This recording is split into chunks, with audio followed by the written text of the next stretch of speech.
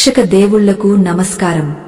మనిషి జీవితం అనేది ఒక అద్భుతమైన ప్రయాణం. కాని ఈ ప్రయాణంలో ఎవరికి వారు తమదైన పోరాటం చేస్తూనే ఉంటారు. కొందరికి డబ్బు సమస్య, మరికొందరికి మానసిక ప్రశాంతత లేని స్థితి, ఇంకొందరికి కుటుంబంలో కలహాలు. ఇలా ఎవరి బాధలు వారివి. అయితే మన తలరాతను మార్చే శక్తి మన చేతిలోనే ఉందన్న విషయం చాలా మందికి తెలియదు. ముఖ్యంగా మన రోజు ఎలా మొదలవుతుంది అనే దానిమీదే మన జీవితం ఆధారపడి ఉంటుంది. రాత్రి పడుకునేటప్పుడు ఎన్ని చింతలున్నా ఉదయం నిద్రలేచిన ఆ మొదటి క్షణం చాలా విలువైనదే. ఆ సమయంలో మన మెదడు విశ్వంలోని అనంతమైన శక్తితో అనుసంధానమై ఉంటుంది. సరిగ్గా ఆ అద్భుతమైన సమయంలో, అంటే బ్రహ్మ ముహూర్తంలో లేదా సూర్యోదయానికి ముందు, సాక్షాత్తు ఆ శ్రీకృష్ణ పరమాత్ముడిని తలుచుకుంటూ ఆయన సూచించిన ఈ 3 మంత్రాలను లేదా నామాలను గనుక మనం స్మరించగలిగితే ఇక ఆ రోజు మీకు తిరుగు ఉండదు. దరిద్రం మీ ఇంటి దరిదాపుల్లోకి కూడా రాలేదు. అష్ట ఐశ్వర్యాలు, ఆయురారోగ్యాలు మీ సొంతమవుతాయి. మరి ఆ 3 కృష్ణ మంత్రాలు ఏమిటి? వాటిని ఎలా పఠించాలి? అసలు ఉదయాన్నే కృష్ణుడిని ఎందుకు తలుచుకోవాలి? ఈ వీడియోలో మనం సంపూర్ణంగా తెలుసుకుందాం. మన సనాతన ధర్మంలో ఉషోదయానికి అత్యంత ప్రాముఖ్యత ఉంది. నిద్ర లేచిన వెంటనే మనం చూసే చూపు, వినే మాట, అనుకునే ఆలోచన ఆ రోజంతటినీ ప్రభావితం చేస్తుంది. దురదృష్టవశాత్తు ఈ రోజుల్లో చాలామంది నిద్ర లేవగానే తమ మొబైల్ ఫోన్లను చూడటం, అందులో ఉన్న అనవసరమైన వార్తలు లేదా గొడవలు చూసి తమ మనసును కలుషితం చేసుకోవడం అలవాటుగా మార్చుకున్నారు. ఇది చాలా ప్రమాదకరమైన అలవాటు. మీరు నిద్రలేచిన వెంటనే ఏ ఆలోచనతో అయితే ఉంటారో, విశ్వం నుండి సరిగ్గా అటువంటి శక్తిని మీరు ఆకర్షిస్తారు. అందుకే మన పెద్దలు నిద్ర లేవగానే అరచేతిని చూసుకోవాలని, దేవుడిని స్మరించాలని చెప్పారు. అందులోనూ ఆ నల్లనయ్య, ఆ మురళిలోలుడు, ఆపద్బాంధవుడు అయిన శ్రీకృష్ణుడి నామంతో రోజును ప్రారంభిస్తే ఇక ఆ రోజు మొత్తం విజయమే మీ వెంటే నడుస్తుంది. కృష్ణుడు కేవలం ఒక దేవుడు మాత్రమే కాదు, ఆయన ఒక జగద్గురువు. అర్జునుడికి గీతను బోధించి కురుక్షేత్రంలో విజయాన్ని అందించిన ఆ స్వామి మన జీవన సంగ్రామంలో కూడా మనకు విజయాన్ని అందించడానికి సిద్ధంగా ఉన్నాడు. అసలు ఉదయం లేవగానే మనిషి మనసు ఎలా ఉంటుంది? అది ఒక తెల్ల కాగితం లాంటిది. ఆ కాగితం మీద మీరు మొదటి అక్షరం ఏం రాస్తారు అన్నది ముఖ్యం. నాకు అప్పులు ఉన్నాయి, నాకు అనారోగ్యముంది, ఈరోజు ఆఫీసులో ఏం గొడవ జరుగుతుందో అని భయపడుతూ నిద్రలేస్తే మీ ఉపచేతన మనసు ఆ భయాలనే నిజం చేయడానికి ప్రయత్నిస్తుంది. అలా కాకుండా, నేను కృష్ణుడి బిడ్డను, ఆ గోవిందుడు నన్ను రక్షిస్తాడు, ఈ రోజు నాకు అంతా మంచి జరుగుతుంది అనే బలమైన నమ్మకంతో గనుక మీరు కళ్ళు తెరిస్తే మీ చుట్టూ ఉన్న ప్రతికూల శక్తి పటాపంచలైపోతుంది. ఈ రహస్యం తెలిసిన మహర్షులు, యోగులు ఉదయాన్నే ఆ పరమాత్ముడి ధ్యానంలో గడిపేవారు. మనం యోగులం కాకపోవచ్చు, ఋషులం కాకపోవచ్చు, సంసార సాగరంలో ఈదుతున్న సామాన్య మానవులం. కాని మనకు కూడా ఆ కృష్ణయ్య కరుణ లభించాలంటే సులభమైన మార్గం ఆయన నామస్మరణమే. కలియుగంలో నామ సంకీర్తనకు మించిన తరుణోపాయం మరొకటి లేదు. ఇప్పుడు మనం శ్రీకృష్ణుడు చెప్పిన అద్భుతమైన రహస్యాలను తెలుసుకునే ప్రయత్నం చేద్దాం. ఇందులో మొదటిది కేవలం ఒక మంత్రం మాత్రమే కాదు, అది ఒక మానసిక స్థితి. మీరు నిద్రలేచిన వెంటనే, ఇంకా మంచం దిగకముందే, మీ 2 చేతులను జోడించి కళ్ళు మూసుకుని మీ కనుబొమ్మల మధ్య ఉన్న ఆజ్ఞా చక్రం దగ్గర ఆ శ్రీకృష్ణుడి దివ్య మంగళ రూపాన్ని ఊహించుకోవాలి. నెమలి పింఛం ధరించిన శిరస్సు, నుదుట కస్తూరి తిలకం, చేతిలో మురళి, మెడలో వైజయంతిమాల, పట్టు పీతాంబరాలు ధరించిన ఆ స్వామి చిరునవ్వును ఒక్కసారి మనసారా దర్శించుకోవాలి. ఆ రూపం మీ మనసులో ముద్రపడాలి. ఎప్పుడైతే ఆ స్వామి రూపం మీ అంతరంగంలో మెదులుతుందో అప్పుడు మీలో తెలియని ఒక ఆనందం ఉబికి వస్తుంది. ఆనందమే మీ రోజుకు ఇంధనం. అప్పుడు మీరు మొదటి మంత్రాన్ని ఉచ్చరించాలి. ఈ మంత్రం గురించి చెప్పే ముందు ఒక చిన్న విషయం మనం గుర్తుంచుకోవాలి. మంత్రం అంటే మనసును రక్షించేది అని అర్థం. మనం ఉచ్చరించే శబ్దానికి ఒక శక్తి ఉంటుంది. అందుకే బీజాక్షరాలకు అంతటి ప్రాముఖ్యత ఉంది. శ్రీకృష్ణుడు ప్రేమ స్వరూపుడు. ఆయనను భక్తితో బంధించాలే తప్ప భయంతో కాదు.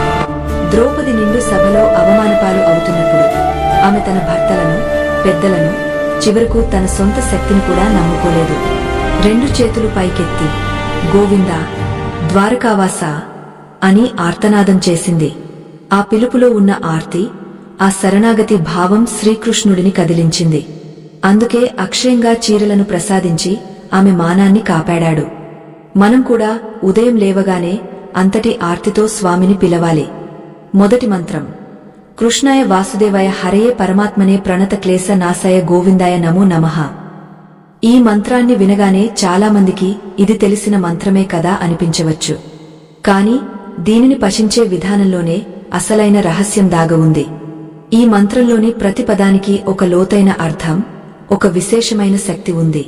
కృష్ణాయ అంటే అందరినీ ఆకర్షించేవాడు అని అర్థం. ఈ విశ్వంలో ఉన్న సంపదను, ఆనందాన్ని, విజయాన్ని మీ వైపు ఆకర్షించే శక్తి ఈ పదానికి ఉంది. వాసుదేవాయ అంటే సర్వవ్యాపి అని అర్థం. అంటే మీలో, మీ ఇంట్లో, మీ చుట్టూ ఉన్న ప్రకృతిలో ఆయనే ఉన్నాడు అని గుర్తు చేసుకోవడం. హరయే అంటే హరించేవాడు. వేటిని హరిస్తాడు? మన పాపాలను, మన కష్టాలను, మన అజ్ఞానాన్ని హరించేవాడు ఆ హరి. పరమాత్మనే అంటే ఆయనే సర్వోత్కృష్టమైన ఆత్మ అని అర్థం. ఇక ఈ మంత్రంలో అత్యంత కీలకమైన భాగం ప్రణత క్లేశ నాశాయ. అంటే ఎవరైతే తన పాదాలకు నమస్కరిస్తారో వారి క్లేశాలను అంటే కష్టాలను, దుఃఖాలను నాశనం చేసేవాడు అని అర్థం. మనం ఉదయాన్నే లేచి, స్వామీ, నా కష్టాలను తీర్చే బాధ్యత నీది అని ఈ మంత్రం ద్వారా ఆయనకు విన్నవించుకుంటున్నాం అన్నమాట. చివరగా గోవిందాయ నమో నమః అని నమస్కరిస్తున్నాం. గోవిందుడు అంటే గోవులను కాపాడేవాడు అని మాత్రమే కాదు, వేదవాక్కులచే తెలియబడేవాడు అని, మన ఇంద్రియాలకు ఆనందాన్ని ఇచ్చేవాడు అని అర్థం. ఇలా సంపూర్ణమైన అర్థంతో, భావంతో ఈ మంత్రాన్ని ఉదయం లేవగానే 3 సార్లు పఠించాలి. ఇది కేవలం నోటితో చెప్పే మాట కాదు, హృదయం లోతుల్లోంచి రావాలి. ఈ మంత్రాన్ని పఠించేటప్పుడు మీ మనసులో ఎలాంటి సందేహాలు ఉండకూడదు. నేను ఈ మంత్రం చదువుతున్నాను, నా అప్పులు తీరుతాయా అనే అనుమానముంటే ఆ మంత్రం పనిచేయదు. నమ్మకమే ఈ మంత్రానికి ప్రాణం. ఒకసారి ఒక పేద బ్రాహ్మణుడు ఉండేవాడు. అతనికి తినడానికి తిండి కూడా ఉండేది కాదు. కాని అతనికి కృష్ణుడి మీద అపారమైన నమ్మకం. రోజూ ఉదయం లేవగానే కృష్ణుడిని స్మరించకుండా మంచం దిగేవాడు కాదు. ఇరుగు పొరుగువారు అతన్ని చూసి ఎగతాళి చేసేవారు. ఏమయ్యా, రోజూ ఆ కృష్ణుడిని పిలుస్తావు కదా, ఆయన వచ్చి నీ ఆకలి తీర్చాడా, నీ దరిద్రం పోయిందా అని అవహేళన చేసేవారు. కాని ఆ బ్రాహ్మణుడు మాత్రం చిరునవ్వుతో, నా తండ్రికి అన్నీ తెలుసు, ఆయన ఇచ్చే సమయం కోసం నేను వేచి ఉంటాను అని చెప్పేవాడు. మనలో కూడా చాలామందికి ఇలాంటి అనుభవమే ఎదురవుతూ ఉంటుంది. మనం ఎంత పూజ చేసినా, ఎన్ని గుళ్లకు తిరిగినా కష్టాలు తీరడం లేదని బాధపడుతూ ఉంటారు. అసలు మనం చేసే పూజలో లోపముందేమో, మన నమ్మకంలో సడలింపు ఉందేమో ఒక్కసారి ఆలోచించుకోవాలి. కృష్ణుడు భావగ్రాహి. మీరు ఇచ్చే పత్రం, పుష్పం, ఫలం, తోయం కంటే మీ మనసులోని భావాన్ని ఆయన ఎక్కువగా స్వీకరిస్తాడు. కుచేలుడు కృష్ణుడి దగ్గరికి వెళ్లినప్పుడు అతను తీసుకువెళ్ళింది కేవలం పిడికెడు అటుకులు మాత్రమే. అవి కూడా చిరిగిన గుడ్డలో మూటగట్టి తీసుకువెళ్లాడు. కాని ఆ అటుకులలో కుచేలుడి ప్రేమ, భక్తి, స్నేహం నిండి ఉన్నాయి. అందుకే ఆ పిడికెడు అటుకులను ఆరగించి కుచేలుడిని కుబేరుడిని చేశాడు ఆ పరమాత్ముడు. అంటే మనం అర్పించేది చిన్నదైనా దాని వెనుక ఉన్న భావం గొప్పదైతే ఫలితం అనంతంగా ఉంటుంది. ఉదయం లేవగానే ఈ మొదటి మంత్రాన్ని పఠించడం వల్ల మన శరీరంలో సానుకూల ప్రకంపనలు మొదలవుతాయి. మన నాడీ వ్యవస్థ ఉత్తేజితమవుతుంది. మన చుట్టూ ఒక రక్షక కవచం ఏర్పడుతుంది. ఆ రోజు మీరు ఎక్కడికి వెళ్లినా, ఎవరితో మాట్లాడినా ఆ కృష్ణ కవచం మిమ్మల్ని కాపాడుతుంది. నెగటివ్ ఎనర్జీ మీ దరిదాపులకు రాదు. అంతేకాదు, ఈ మంత్ర పఠనం వల్ల మీలో ఆత్మవిశ్వాసం పెరుగుతుంది. నాతో కృష్ణుడు ఉన్నాడు అనే ధైర్యం మిమ్మల్ని ముందుకు నడిపిస్తుంది.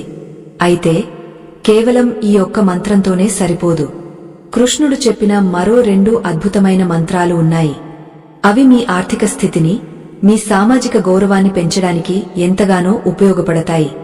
ముఖ్యంగా 2వ మంత్రం సాక్షాత్తు లక్ష్మీదేవి కటాక్షాన్ని మీ ఇంటికి తీసుకువస్తుంది. మనం ఎంత కష్టపడినా ఒక్కోసారి చేతిలో చిల్లిగవ్వ మిగలదు. వచ్చిన డబ్బు వచ్చినట్టు ఖర్చైపోతుంటుంది. దీనికి కారణం మన ఇంట్లో లేదా మన జాతకంలో ఉన్న దోషాలు కావచ్చు, లేదా లక్ష్మీదేవి అనుగ్రహం లేకపోవడం కావచ్చు. లక్ష్మీదేవి చంచల స్వభావం కలది. ఆమె ఒక్కచోట స్థిరంగా ఉండదు. కాని ఎక్కడైతే నారాయణుడి నామస్మరణ జరుగుతుందో, ఎక్కడైతే కృష్ణుడి లీలలగానం జరుగుతుందో అక్కడ ఆమె స్థిర నివాసం ఏర్పరచుకుంటుంది. ఎందుకంటే ఆమె విష్ణుప్రియ. తన భర్తను పూజించే వారిని ఆమె ఎప్పుడూ విడిచిపెట్టదు. అందుకే డబ్బు కావాలనుకునేవారు నేరుగా లక్ష్మీదేవిని పూజించడం కంటే కృష్ణుడిని ఆరాధించడం వల్ల అమ్మవారు త్వరగా కరుణిస్తుంది. మన పురాణాల్లో దీనికి సంబంధించిన ఎన్నో నిదర్శనాలు ఉన్నాయి. ఈ అద్భుతమైన ఆధ్యాత్మిక విషయాలు మీకు సంతోషాన్ని, ప్రశాంతతను ఇస్తున్నాయని నేను భావిస్తున్నాను. ఇలాంటి గొప్ప విషయాలు, మన సనాతన ధర్మ రహస్యాలు మరిన్ని తెలుసుకోవడానికి ఈ వీడియోను లైక్ చేయడం ద్వారా మీ ప్రోత్సాహాన్ని మాకు అందించండి. మీ ఒక్క లైక్ ఈ మంచి విషయాన్ని మరో 10 మందికి చేరేలా చేస్తుంది. పుణ్యకార్యంలో భాగస్వాములు అవ్వండి. ఇప్పుడు 2వ మంత్రం గురించి తెలుసుకుందాం. ఇది చాలా శక్తివంతమైన బీజాక్షరాలతో కూడిన మంత్రం. దీనిని క్లీం బీజ మంత్రం అంటారు. క్లీం కృష్ణాయ నమః. ఇది చూడటానికి చాలా చిన్న మంత్రంలా అనిపించవచ్చు. కేవలం 3 పదాలు మాత్రమే ఉన్నాయి. కాని ఇందులో ఉన్న శక్తి అసాధారణమైనదే. క్లీం అనేది కామ బీజం, అంటే కోరికలను తీర్చే బీజాక్షరం. ఈ విశ్వంలో ఆకర్షణ శక్తికి మూలం ఈ బీజాక్షరమే. కృష్ణుడు మన్మథుడికి కూడా మన్మథుడు. అందుకే ఆయన్ని మదన గోపాలుడు అంటారు. ఈ క్లీం అనే శబ్దాన్ని ఉదయం లేవగానే ప్రశాంతమైన వాతావరణంలో మనసు లగ్నం చేసి జపించడం వల్ల మీరు కోరుకున్నది మీ వైపు ఆకర్షించబడుతుంది. అది డబ్బైనా, ఉద్యోగమైనా, మంచి జీవిత భాగస్వామి అయినా సరే. కాని ఈ మంత్రాన్ని పఠించడానికి ఒక పద్ధతి ఉంది. మంచం మీద కూర్చుని వెన్నెముక నిటారుగా పెట్టి గాలిని మెల్లగా లోపలికి పీల్చుకుని అంతే మెల్లగా వదులుతూ మీ నాభిస్థానం నుండి ఈ శబ్దాన్ని ఉచ్చరించాలి. క్లీ అని దీర్ఘం తీస్తూ పయించాలి. ఆ శబ్ద తరంగాలు మీ శరీరం మొత్తం వ్యాపించాలి. మీరు ఈ మంత్రం జపిస్తున్నప్పుడు మీ హృదయ స్థానంలో ఒక జ్యోతి వెలుగుతున్నట్లు, ఆ జ్యోతి మధ్యలో వేణుగోపాలుడు నిలబడి ఉన్నట్లు భావన చేయాలి. ఆ స్వామి వేణువు నుండి వచ్చే దివ్యమైన సంగీతం మీ చెవుల్లో వినిపిస్తున్నట్లు అనుభూతి చెందాలి. ఇది సాధన ద్వారా సాధ్యమవుతుంది. మొదటి రోజే రాకపోవచ్చు. కాని క్రమం తప్పకుండా చేస్తూ ఉంటే ఖచ్చితంగా అనుభూతిని పొందుతారు. ఈ క్లీం కృష్ణాయ నమః అనే మంత్రాన్ని ఉదయం 108 సార్లు జపించడం చాలా శ్రేష్టం. సమయం లేనివారు కనీసం 21 సార్లైనా జపించాలి. దీనివల్ల మీ ఆకర్షణ శక్తి పెరుగుతుంది. మీ మాటలో ఒక తేజస్సు వస్తుంది. మీరు ఎవరితో మాట్లాడినా వారు మీకు అనుకూలంగా మారుతారు. ముఖ్యంగా వ్యాపారం చేసేవారికి, సేల్స్ రంగంలో ఉన్నవారికి ఈ మంత్రం ఒక వరం లాంటిది. ఎదుటివారిని మెప్పించే శక్తి, ఒప్పించే నేర్పు ఈ మంత్రం ద్వారా లభిస్తుంది. అంతేకాదు, భార్యాభర్తల మధ్య గొడవలు ఉన్నా, కుటుంబంలో అశాంతి ఉన్నా ఈ మంత్రాన్ని జపించడం వల్ల అనురాగం పెరుగుతుంది. ప్రేమానురాగాలు వెల్లివిరుస్తాయి. ఎందుకంటే కృష్ణుడు ప్రేమ స్వరూపుడు కాబట్టి. అయితే ఈ మంత్రం జపించేటప్పుడు మనసులో ఎలాంటి చెడు కోరికలు ఉండకూడదు. ఇతరులకు హాని చేయాలని లేదా అనైతికమైన సంబంధాలను కోరుకుంటూ ఈ మంత్రాన్ని జపిస్తే అది వికటించే ప్రమాదముంది. మంత్రం అనేది అగ్ని లాంటిది. దాన్ని వంట చేయడానికి వాడొచ్చు, ఇల్లు తగలబెట్టడానికి కూడా వాడొచ్చు. అందుకే సద్వినియోగం చేసుకోవడం మన చేతుల్లోనే ఉంది. ధర్మబద్ధమైన కోరికలను నెరవేర్చుకోవడానికి మాత్రమే ఈ మంత్రాన్ని ఉపయోగించాలి. ఉదాహరణకు, మీ కుటుంబ పోషణ కోసం ధనం కావాలి అని కోరుకోవడం ధర్మం. కాని ఇతరులను మోసం చేసి డబ్బు సంపాదించాలి అనుకోవడం అధర్మం. కృష్ణుడు ధర్మ సంస్థాపకుడు. అధర్మాన్ని ఆయన ఎప్పుడూ సహించడు. పూర్వం ఒక ఋషి తన శిష్యులకు ఈ మంత్రం యొక్క గొప్పతనాన్ని వివరిస్తూ ఒక కథ చెప్పాడు. ఒక అడవిలో ఒక వేటగాడు ఉండేవాడు. అతను చాలా క్రూరమైనవాడు. జంతువులను చంపి బతికేవాడు. ఒకరోజు అతనికి అడవిలో ఒక సాధువు కనిపించాడు. ఆ సాధువు చెట్టు కింద కూర్చుని క్లీం కృష్ణాయ నమః అని జపిస్తున్నాడు. వేటగాడు ఆ సాధువు దగ్గరికి వెళ్లి, ఏమిటి స్వామీ, కళ్ళు మూసుకుని ఏదో గొణుగుతున్నారు? దీనివల్ల మీకు ఏం వస్తుంది? ఆకలి తీరుతుందా అని వెటకారంగా అడిగాడు. అప్పుడు ఆ సాధువు కళ్ళు తెరిచి ఆ వేటగాడిని చూసి చిరునవ్వు నవ్వి అతనికి ఈ మంత్రం గురించి చెప్పడానికి ప్రయత్నించాడు. కాని వేటగాడి బుర్రకి ఎక్కలేదు. అప్పుడు సాధువు అతనికి ఒక చిన్న పరీక్ష పెట్టాడు. ఆ పరీక్షలో గనుక వేటగాడు నెగ్గితే అతనికి అద్భుతమైన సంపద లభిస్తుందని చెప్పాడు. ఆశ కొద్దీ వేటగాడు సరే అన్నాడు. ఇంతకీ ఆ సాధువు పెట్టిన పరీక్ష ఏమిటి? ఆ వేటగాడు ఆ మంత్రాన్ని ఎలా ఉపయోగించాడు? ఆ తరువాత జరిగిన అనూహ్యమైన పరిణామమేమిటి? ఈ విషయాలు తెలిస్తే మీ రోమాలు నిక్కబొడుచుకుంటాయి. ఎందుకంటే ఆ మంత్రం యొక్క శక్తి అంతటిది. అసలు ఆ వేటగాడికి కృష్ణ మంత్రానికి సంబంధమేమిటి? ఒక కసాయివాడి మనసును కూడా కరిగించే శక్తి ఆ నామానికి ఎలా వచ్చింది? సాధువు అతనికి నేర్పించిన ఆ రహస్య విద్య ఏంటి? ఆ వేటగాడు కేవలం ఆ మంత్రాన్ని జపించడం మొదలుపెట్టగానే అడవిలోని జంతువులన్నీ అతని చుట్టూ ఎలా చేరాయి? ఈ అద్భుతమైన భట్టం గురించి మనం లోతుగా తెలుసుకోవాలి. ఎందుకంటే ఇందులో మనకు ఒక పెద్ద పాణ్యముంది. ఎంతటి పాపాత్ముడైనా సరే కృష్ణనామాన్ని ఆశ్రయిస్తే పునీతుడు అవుతాడు అనడానికి ఇదొక గొప్ప నిదర్శనం. అయితే ఆ సాధువు మంత్రం ఉపదేశించే ముందు ఒక నియమం పెట్టాడు. ఆ నియమం ఏమిటంటే నీవు ఈ మంత్రాన్ని జపించేటప్పుడు నీ మనసులో కేవలం ఆ లక్ష్యాన్ని మాత్రమే చూడాలి. నీ బాణం గురి చూసేటప్పుడు పక్షి కన్నును మాత్రమే ఎలా చూస్తావో అలాగే ఈ మంత్రాన్ని జపించేటప్పుడు ఆ కృష్ణ పరమాత్ముడిని మాత్రమే చూడాలి. వేరే ఏ ఆలోచన నీ దరిదాపులకు రాకూడదు. అలా చేయగలవా అని అడిగాడు ఆ సాధువు. దానికి ఆ వేటగాడు అమాయకంగా, స్వామీ, నాకు ఆ కృష్ణుడు ఎవరో తెలియదు. ఆయన ఎలా ఉంటాడో తెలియదు. నేను చూడని వాడిని ఎలా ధ్యానించగలను? కాని నాకు వేటాడటం బాగా వచ్చు. నేను నా వలలో పడబోయే జంతువును ఊహించుకోగలను.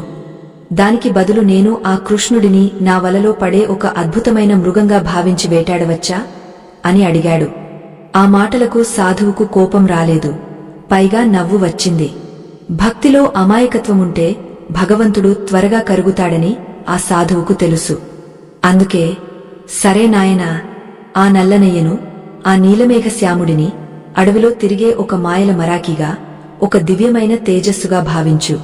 నీ ప్రేమ అనే వలతో ఆయన్ని బంధించు. అదే నీ లక్ష్యం అని చెప్పి క్లీం కృష్ణాయ నమః అనే మంత్రాన్ని ఉపదేశించాడు. వేటగాడు కళ్ళు మూసుకున్నాడు. అతనికి వేదాలు రావు, శాస్త్రాలు తెలియవు. అతనికి తెలిసిందల్లా ఏకాగ్రత. ఒక జంతువు శబ్దం చేస్తే అది ఎక్కడుందో పసిగట్టే ఏకాగ్రత అతని సొంతం. అదే ఏకాగ్రతను ఇప్పుడు మంత్రం మీద పెట్టాడు. క్లీం క్లీం అని జపించడం మొదలుపెట్టాడు. అతని మనసులో ఇప్పుడు అడవి లేదు, చెట్లు లేవు, కేవలం ఆ శబ్దం మాత్రమే ఉంది. అతను తన సంకల్ప బలం ఎంత గట్టిగా ఉంచాడంటే ఆ అడవిలోని ప్రకంపనలు మారిపోయాయి. క్రమంగా అతని కళ్ల ముందు ఒక నీలి రంగు కాంతి కనిపించడం మొదలైంది. అది మామూలు కాంతి కాదు, కోటి సూర్యుల వెలుగు, కాని చంద్రుడిలా చల్లగా ఉంది. ఆ కాంతి మధ్యలో ఒక వేణువు ఊదుతున్న బాలుడి రూపం సాక్షాత్కరించింది. ఆ రూపాన్ని చూడగానే ఆ కఠినమైన వేటగాడి మనసు వెన్నలా కరిగిపోయింది. ఇన్నాళ్లు జీవహింస చేసిన చేతులు జోడించబడ్డాయి. కళ్ల నుండి అప్రయత్నంగా కన్నీళ్లు ధారగా కారాయి. అతను ఆనందంతో, కృష్ణా, దొరికావా అని గట్టిగా అరిచాడు. ఆ పిలుపులో ఉన్న ఆర్తికి సాక్షాత్తు పరమాత్ముడే పరవశించిపోయాడు. ఆ క్షణంలో ఆ వేటగాడికి అష్టసిద్ధులు కరతలామలకం అయ్యాయి. అతనికి తెలియకుండానే గొప్ప జ్ఞానిగా మారిపోయాడు. ఆ సాధువు కళ్ళు తెరిచి చూసేసరికి వేటగాడి చుట్టూ ఒక దివ్యమైన తేజస్సు ఆవరించి ఉంది. అడవిలోని పులులు, సింహాలు, జింకలు అన్ని వైరమరిచి ఆ వేటగాడి చుట్టూ ప్రశాంతంగా కూర్చున్నాయి. అదే క్లీం బీజమంత్రం యొక్క మహత్యం. ఒక పామరుడిని పరమహంసగా మార్చిన శక్తి ఆ మంత్రానికి ఉంది. ఈ కథ ద్వారా మనం తెలుసుకోవలసిన విషయమేంటంటే, మంత్రం పని చేయాలంటే కేవలం నోటితో ఉచ్చరిస్తే సరిపోదు. ఆ వేటగాడిలాంటి ఏకాగ్రత కావాలి. మనం ఉదయం లేవగానే 10 రకాల పనులు, 100 రకాల ఆలోచనలతో సతమతమవుతూ ఉంటాం. ఆఫీస్కి టైం అవుతోంది, టిఫిన్ చేయాలి, పిల్లలను స్కూల్కి పంపాలి అనే కంగారులో దేవుడి దండం పెడతాం. అటువంటి ప్రార్థన వల్ల ఫలితం చాలా తక్కువగా ఉంటుంది. అందుకే ఉదయం లేచిన వెంటనే ఇంకా మంచం దిగకముందే మనసు ప్రశాంతంగా ఉన్నప్పుడే ఈ మంత్రాన్ని జపించాలని చెప్పేది. ఆ సమయంలో మన మెదడు ఆల్ఫా స్టేట్ లో ఉంటుంది. అంటే మనసు చాలా నిలకడగా ఉంటుంది. అప్పుడు మీరు నాటిన విత్తనం మంత్రం బలంగా నాటుకుంటుంది. రెండవ మంత్రమైన ఈ క్లీం కృష్ణాయ నమః యొక్క ప్రయోజనాలు కేవలం ఆధ్యాత్మిక మాత్రమే కాదు, లౌకిక జీవితంలో కూడా అద్భుతంగా ఉంటాయి. ఈ రోజుల్లో చాలామంది ఎదుర్కొంటున్న ప్రధాన సమస్య సంబంధ బాంధవ్యాలు. భార్యాభర్తల మధ్య అన్యోన్యత లేకపోవడం, ప్రేమించిన వారు దూరమవడం, లేదా సమాజంలో ఎవరూ తమ మాట వినకపోవడం వంటి సమస్యలు చాలామందిని వేధిస్తున్నాయి. వీటన్నింటికీ ఈ మంత్రం ఒక దివ్య ఔషధం. క్లీం అనే బీజాక్షరం మీలోని అయస్కాంత శక్తిని పెంచుతుంది. మీరు గమనించే ఉంటారు, కొందరి ముఖంలో తెలియని ఆకర్షణ ఉంటుంది. వాళ్లు చూడగానే మనకు మాట్లాడాలి అనిపిస్తుంది. వాళ్లు ఏం చెప్పినా వినాలి అనిపిస్తుంది. దాన్ని వర్చస్సు అంటారు. ఈ మంత్రం రోజు ఉదయం జపించేవారికి అటువంటి వర్చస్సు వస్తుంది. ముఖ్యంగా ఉద్యోగ ప్రయత్నాలు చేసే యువతీ యువకులకు ఈ మంత్రం చాలా బాగా ఉపయోగపడుతుంది. ఇంటర్వ్యూకి వెళ్లే ముందు లేదా ఏదైనా ముఖ్యమైన పని మీద బయటకు వెళ్లే ముందు కనీసం 11 సార్లు ఈ మంత్రాన్ని మనసులో స్మరించుకుని వెళ్ళండి. ఆ రోజు మీకు ఎదురయ్యే వ్యక్తులు మీకు సానుకూలంగా స్పందిస్తారు. మీ మాటలో ఒక స్పష్టత, మీ కళ్లలో ఒక మెరుపు వస్తుంది. అది ఎదుటివారిని ప్రభావితం చేస్తుంది. ఇది మ్యాజిక్ కాదు, ఇది మంత్రశాస్త్రంలోని వైజ్ఞానిక రహస్యం. శబ్ద తరంగాలు మన నాడీ మండలం మీద ప్రభావం చూపి మనలోని సుప్తావస్థలో ఉన్న శక్తులను మేల్కొలుపుతాయి. అలాగే ధన సంపాదన విషయంలో కూడా ఈ మంత్రం కీలక పాత్ర పోషిస్తుంది. డబ్బు సంపాదించాలంటే కేవలం కష్టపడితే సరిపోదు, లక్ కూడా కలిసి రావాలి అంటారు కదా. ఆ లక్ అంటే ఏంటి? సరైన సమయంలో సరైన అవకాశం రావడం. ఈ మంత్రం ఆ అవకాశాలను మీ వైపు ఆకర్షిస్తుంది.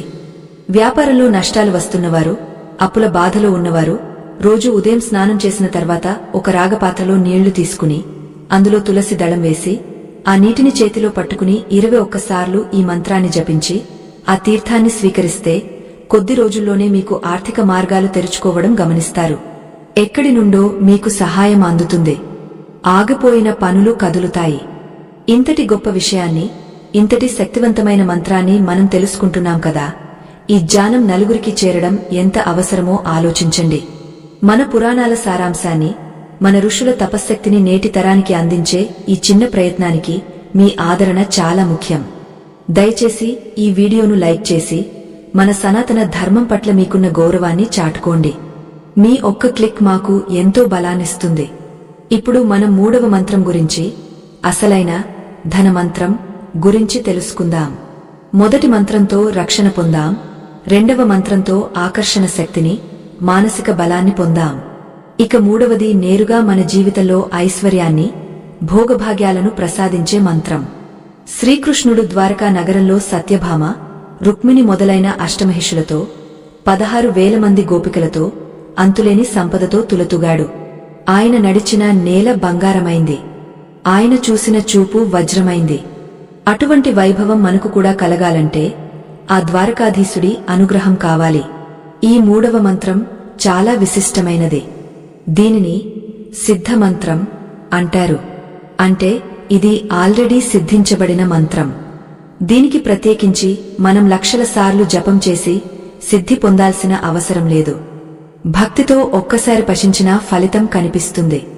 అయితే ఈ మంత్రంలో ఉన్న పదాలు సాక్షాత్తు లక్ష్మీనారాయణుల హృదయ స్పందనలు. 3వ మంత్రం గోవల్లభాయ స్వాహ. దీని పూర్తి రూపం కూడా ఉంది, కాని ఉదయం లేవగానే అత్యంత శక్తివంతంగా పనిచేసే సంక్షిప్త రూపం ఇది. లేదా దీనిని శ్రీకృష్ణాయ గోవిందాయ గోపీజన వల్లభాయ స్వాహ అని కూడా జపించవచ్చు. కాని నిద్రలేచిన వెంటనే మంచం మీద కూర్చుని జపించడానికి గోవల్లభాయ స్వాహ అనేది అత్యంత అనువైనది.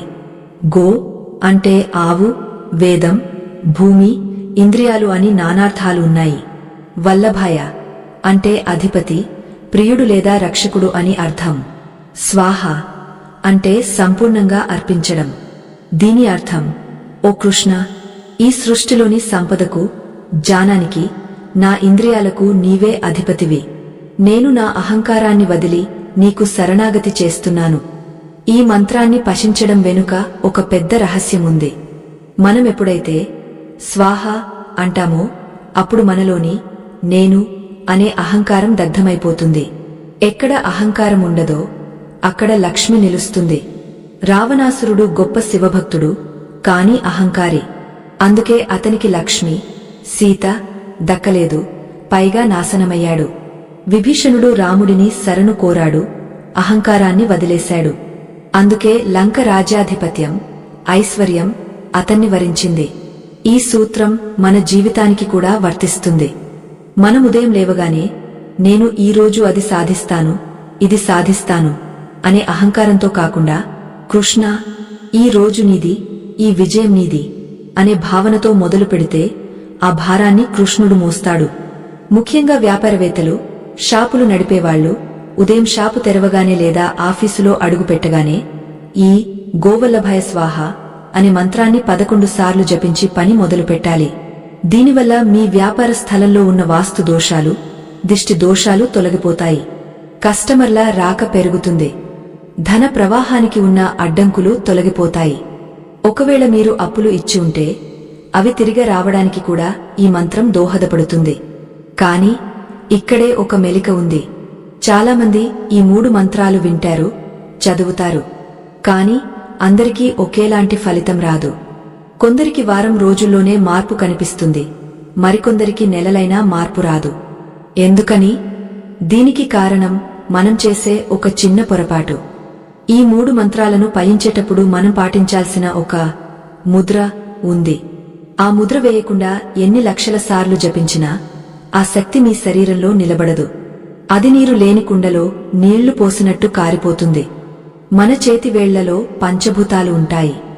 ఆ వేళ్లను ఒక ప్రత్యేకమైన పద్ధతిలో కలిపి ఉంచినప్పుడు మాత్రమే మన శరీరంలో విద్యుత్ వలయం పూర్తవుతుంది. అప్పుడే ఆ మంత్రశక్తి మన నరనరాల్లోకి ప్రవహిస్తుంది. ఆ ముద్ర ఏమిటి? ఉదయం లేవగానే మంచం మీద కూర్చుని ఈ మంత్రాలు చదివేటప్పుడు చేతులు ఎలా ఉంచాలి? ఇది తెలియకనే 90% మంది విఫలమవుతున్నారు. ఆ రహస్య ముద్రను మన ఋషులు గోప్యంగా ఉంచారు. కాని కృష్ణుడి భక్తులకు ఆ రహస్యం తెలియాలి. ఆ ముద్ర వేసి కృష్ణుడి నామాన్ని జపిస్తే మీ అరచేతిలో ధనరేఖలు కూడా మారిపోతాయి. అది సాక్షాత్తు ఆంజనేయస్వామి సీతమ్మను వెతుకుతున్నప్పుడు వాడిన ముద్ర అని కొందరు శాస్త్రజ్ఞులు చెబుతారు. మరి ఆ శక్తివంతమైన ముద్ర ఏంటి? దాన్ని ఎలా వేయాలి? అంతేకాదు, ఈ 3 మంత్రాలతో పాటు ఉదయం లేవగానే మీరు చేయకూడని ఒక పని ఉంది. ఆ పని గనుక చేస్తే మీరు ఎంత జపం చేసినా బూడిదలో పోసిన పన్నీరే అవుతుంది. చాలామందికి తెలియక ఉదయం లేవగానే అద్దం చూసుకోవడం, లేదా నిన్నటి గొడవలను గుర్తు చేసుకోవడం వంటివి చేస్తారు. కాని ఖచ్చితంగా చేయకూడని ఆ నిషిద్ధ కర్మ మరొకటి ఉంది. అది గనుక చేస్తే మీ ఇంట్లోకి దరిద్ర దేవతను మీరే ఆహ్వానించినట్టు అవుతుంది. ఆ తప్పు మీరెప్పుడు చేయకూడదు అంటే తర్వాతి భాగంలో చెప్పబోయే ఆ నిగుజ్జమైన విషయాలను మీరు తప్పక తెలుసుకోవాలి. ఈ మంత్రాల వెనుక ఉన్న శాస్త్రీయతను, ఆ రహస్య ముద్రను మరియు మనం చేయకూడని ఆ ఒక్క తప్పును గురించి వివరంగా తెలుసుకుందాం. ఆ ముద్ర వేయగానే మీ శరీరంలో జరిగే మార్పును మీరు తక్షణమే గమనించగలరు. చేతివేళ్ల చివర్లలో ఒక రకమైన జలధరింపు మొదలవుతుంది. అది ప్రాణశక్తి ప్రవహిస్తున్న సంకేతం. ఆ అద్భుతమైన ప్రక్రియను ఇప్పుడు మనం తెలుసుకుందాం. ఆ రహస్య ముద్ర మరేదో కాదు, యోగశాస్త్రంలో అత్యంత శక్తివంతమైనదిగా చెప్పబడే చిన్ముద్ర లేదా జ్ఞానముద్ర. దీనిని చూసి చాలామంది ఓహో ఇదా, ఇది మాకు తెలిసిందే కదా అని తేలికగా తీసుకుంటారు. కాని కృష్ణ మంత్రాలను జపించేటప్పుడు ఈ ముద్రను వేయడంలోనే అసలైన కిటుకు దాగ ఉంది. శ్రీకృష్ణుడు గీతాచార్యుడిగా అర్జునుడికి జ్ఞానాన్ని బోధించేటప్పుడు కూడా ఇదే ముద్రతో కనిపిస్తాడు. వేణువును పట్టుకున్నప్పుడు కూడా ఆయన వేళ్లు దాదాపు ఇదే భంగమలో ఉంటాయి. ఇది కేవలం వేళ్లు కలిపితే వచ్చే ముద్ర కాదు, జీవాత్మను పరమాత్మతో అనుసంధానించే ఒక అద్భుతమైన టెక్నిక్. దీనిని ఎలా వేయాలంటే మీ చూపుడు వేలు చివరను బొటన వేలు చివరతో కలిపి ఉంచాలి. మిగిలిన 3 వేళ్లను తిన్నగా ఒకదానికొకటి తాకకుండా విడిగా ఉంచాలి. దీని అంతరార్థం ఏమిటంటే మన బొటన వేలు పరమాత్మకు సంకేతం, చూపుడు వేలు జీవాత్మకు అంటే మనకు సంకేతం. ఎప్పుడైతే ఈ రెండు కలుస్తాయో అక్కడ యోగం సిద్ధిస్తుంది. ఇక మిగిలిన 3 వేళ్లు మనలోని అహంకారం, కర్మ మరియు మాయ అనే 3 మలాలకు సంకేతాలు. ఎప్పుడైతే మనం భగవంతుడితో కలుస్తామో ఈ 3 దోషాలు మనకు దూరంగా వెళ్లిపోతాయి అని దీని అర్థం. ఉదయం లేవగానే మంచం మీద కూర్చుని వెన్నెముక నిటారుగా పెట్టి 2 చేతులను మోకాళ్ల మీద ఆనించి అరచేతులు ఆకాశం వైపు ఉండేలా తిప్పి ఈ చిన్ముద్రను వేసి పైన చెప్పిన 3 మంత్రాలను జపించాలి. ఇలా చేయడం వల్ల ఏం జరుగుతుందంటే మీ వేలికొనల ద్వారా బయటకు పోవాల్సిన ప్రాణశక్తి తిరిగా మీ శరీరంలోకి ప్రవేశిస్తుంది. దీన్నే సర్క్యూట్ లాక్ అంటారు. మన శరీరంలోని విద్యుత్ శక్తి వృధా కాకుండా అది మన మెదడును, హృదయాన్ని ఉత్తేజితం చేయడానికి ఉపయోగపడుతుంది. ఈ ముద్ర వేసి క్లీం కృష్ణాయ నమః అని జపిస్తే ఆ మంత్రం యొక్క శక్తి 100 రెట్లు ఎక్కువగా పనిచేస్తుంది. మీ ఏకాగ్రత అద్భుతంగా కుదురుతుంది. మనసులోని అనవసరపు ఆలోచనలన్నీ ఒక్క క్షణంలో మాయమైపోతాయి. ఇప్పుడు మనం చాలా ముఖ్యమైన విషయానికి వద్దాం. ఉదయం లేవగానే మంత్రాలు చదవడం ఎంత ముఖ్యమో కొన్ని పనులు చేయకుండా ఉండటం కూడా అంతే ముఖ్యం. ముఖ్యంగా ఒక పనిని ఉదయం లేవగానే అస్సలు చేయకూడదు. అదేంటంటే నిద్రలేచిన వెంటనే ఎంగిలి పడ్డ పాత్రలను లేదా శుభ్రం చేయని వంటగదిని చూడటం. ఇది వినడానికి చిన్న విషయంగా అనిపించవచ్చు, కాని దీని వెనుక పెద్ద దరిద్రం దాగ ఉంది. మన శాస్త్రాల ప్రకారం రాత్రి తిన్న గిన్నెలను కడగకుండా అలాగే వదిలేస్తే అక్కడ అలక్ష్మి, జ్యేష్ఠాదేవి నివాసముంటుంది. ఉదయం లేవగానే మన చూపు ఆ అశుభ్రమైన పాత్రల మీద పడితే ఆ రోజంతా మనకు చిరాకు, అసహనం, ఆర్థిక నష్టాలు కలుగుతాయి. ఆ ప్రతికూల శక్తి మన కళ్ల ద్వారా మనసులోకి ప్రవేశిస్తుంది. పూర్వం మధుర నగరంలో ధర్మపాలుడు అనే ఒక గొప్ప వర్తకుడు ఉండేవాడు. అతను కృష్ణుడికి పరమ భక్తుడు. రోజూ గుడికి వెళ్లేవాడు, దానధర్మాలు చేసేవాడు. కాని విచిత్రం ఏమిటంటే అతను ఎంత సంపాదించినా అది నిలబడేది కాదు. ఏదో ఒక రూపంలో ఖర్చైపోయేది. ఇంట్లో ఎప్పుడూ అనారోగ్యాలు, గొడవలు ఉండేవి. నేను ఇంత భక్తితో ఉన్నాను కదా, కృష్ణయ్య నన్ను ఎందుకు ఇలా పరీక్షిస్తున్నాడు అని అతను మదనపడేవాడు. ఒకరోజు ఒక గొప్ప యోగా అతని ఇంటికి భిక్ష కోసం వచ్చాడు. ధర్మపాలుడి మొహంలోని కళావిహీనతను చూసి ఆ యోగ విషయం ఆరా తీశాడు. అప్పుడు ధర్మపాలుడు తన బాధను చెప్పుకుని కన్నీరు పెట్టుకున్నాడు. ఆ యోగ దివ్యదృష్టితో ధర్మపాలుడి దినచర్యను పరిశీలించాడు. అప్పుడు ఆయనకు ఒక దోషం కనిపించింది. ధర్మపాలుడు పడుకునే గదికి ఎదురుగా వంటగది ఉండేది. రాత్రిపూట సేవకులు గిన్నెలు కడగకుండా బద్ధకంతో అలాగే వదిలేసేవారు. ధర్మపాలుడు ఉదయం లేవగానే కళ్లు తెరిచి చూసే మొదటి దృశ్యం ఆ ఎంగలి గిన్నెలే. ఆ దృశ్యాన్ని చూడటం వల్ల అతనిలో దరిద్రయోగం ప్రాప్తిస్తోందని ఆ యోగి గ్రహించాడు. వెంటనే ఆ యోగ ధర్మపాలుడితో, నాయనా, నువ్వు కృష్ణుడిని పూజిస్తున్నావు సరే, కాని లక్ష్మీదేవికి ఇష్టం లేని పనిని రోజు చేస్తున్నావు. ఉదయం లేవగానే అశుభ్రమైన వస్తువులను చూడటం అంటే దారిద్ర్యాన్ని ఆహ్వానించడమే. ఈ రోజు నుండి నీ పడక గదిలో కృష్ణుడి పటం పెట్టుకో. లేవగానే ఆ స్వామిని చూడు. రాత్రిపూట వంటగదిని శుభ్రం చేసిన తర్వాతే నిద్రపోవాలని నియమం పెట్టుకో అని చెప్పాడు. యోగ చెప్పినట్టే ధర్మపాలుడు చేశాడు. రాత్రి ఎంత ఆలస్యమైనా సరే వంటగదిని శుభ్రం చేయించి ముగ్గు వేయించి అప్పుడు పడుకునేవాడు. ఉదయం లేవగానే ఎదురుగా ఉన్న రాధాకృష్ణుల పటాన్ని చూసి మనం చెప్పుకున్న మంత్రాలను జపించేవాడు. ఆశ్చర్యకరంగా 1 మండల కాలం 41 రోజులు తిరిగేసరికి అతని ఆర్థిక స్థితి పూర్తిగా మారిపోయింది. వ్యాపారంలో లాభాలు వెల్లువలా వచ్చాయి. ఇంట్లో గొడవలు తగ్గా ప్రశాంతత నెలకొంది. ఇది కేవలం కథ కాదు, మన జీవన విధానం. మనం చూసే చూపు మన ఆలోచనను, మన ఆలోచన మన కర్మను, మన కర్మ మన ఫలితాన్ని నిర్ణయిస్తుంది. ఉదయం లేచిన వెంటనే మనం చూడకూడని మరికొన్ని వస్తువులు కూడా ఉన్నాయి. అద్దం కూడా లేవగానే చూడకూడదు. ఎందుకంటే నిద్రలేచిన వెంటనే మన ముఖంలో తేజస్సు తక్కువగా ఉంటుంది, కళ్లలో నిద్ర మత్తు ఉంటుంది. ఆ వికారమైన రూపాన్ని మనమే చూసుకుంటే మన ఆత్మవిశ్వాసం సన్నగిల్లుతుంది. అలాగే ఉదయం లేవగానే గొడవలు పడుతున్న వారిని లేదా ఏడుస్తున్న వారిని చూడకూడదు. టీవీలో వార్తలు చూడటం కూడా మంచిది కాదు. ఎందుకంటే వార్తల్లో ఎక్కువగా ప్రమాదాలు, హత్యలు, రాజకీయ గొడవల గురించి ఉంటుంది. ఉదయం ఆ వార్తలు వింటే మన మనసు కలుషితమైపోతుంది. అందుకే కనీసం నిద్రలేచిన మొదటి గంట వరకు మొబైల్ ఫోన్, టీవీలకు దూరంగా ఉండండి. ఆ సమయం మీది, మీ కృష్ణయ్యది. మన సనాతన ధర్మంలో చెప్పబడిన ఇంతటి సూక్ష్మమైన విషయాలు, మన జీవితాన్ని మార్చే రహస్యాలు నలుగురికి తెలియాలి. ఈ సమాచారం మీకు నచ్చితే దయచేసి ఒక లైక్ వేసి మా ప్రయత్నాన్ని ఆశీర్వదించండి. మీరు చేసే చిన్న సాయం మాకు కొండంత బలం. ఇప్పుడు మనం మరొక కీలకమైన అంశాన్ని చర్చించుకుందాం. మంత్రం జపించాం, ముద్ర వేశాం, చూడకూడనివి చూడలేదు. మరి తర్వాత ఏం చేయాలి? చాలామంది మంచం మీద నుండి గబుక్కున కిందకు దిగేస్తారు. కానీ అది తప్పు. భూమి మనకు తల్లి లాంటిది. మనం ఆమె మీద కాలు మోపుతున్నామంటే ఆమెను ఎంతగా గౌరవించాలి? భూదేవి సాక్షాత్తు విష్ణు పత్ని. ఆమెను అగౌరవపరిచి మనం ఏ పని చేసినా అది విజయవంతం కాదు. అందుకే మంచం దిగడానికి ముందు చేయవలసిన ఒక చిన్న ప్రార్థన, ఒక క్రియ ఉంది. దీన్నే భూమాత వందనం అంటారు. మీరు మంత్ర జపం పూర్తి కాగానే మంచం దిగబోయే ముందు మీ కుడి చేతిని భూమికి తాకించి ఆ చేతిని కళ్లకు అద్దుకుని మనసులో భూదేవికి క్షమాపణ చెప్పుకోవాలి. అమ్మా, నీమీద కాలు మోపుతున్నాను, నన్ను క్షమించు.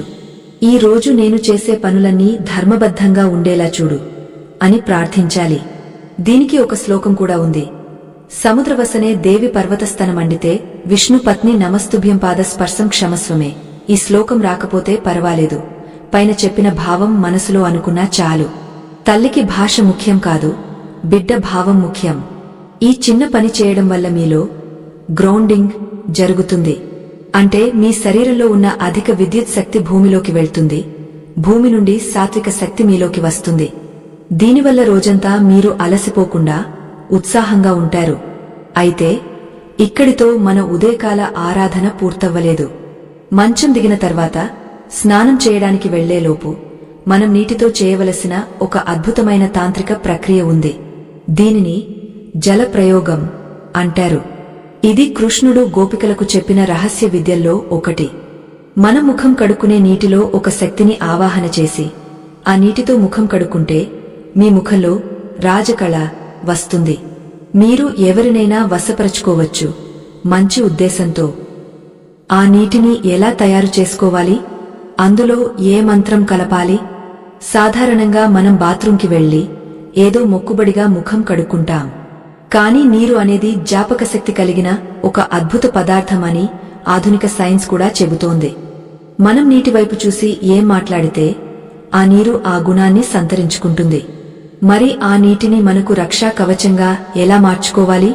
కృష్ణుడు చెప్పిన ఆ జల రహస్యం తెలిస్తే మీరు ఆశ్చర్యపోతారు. కేవలం గుప్పెడు నీళ్లతో మీ తలరాతను మార్చుకునే ఆ విధానం ఇప్పుడు చూద్దాం. ఈ ప్రక్రియ చేయడానికి మీకు ఏ ఖర్చు అవసరం లేదు.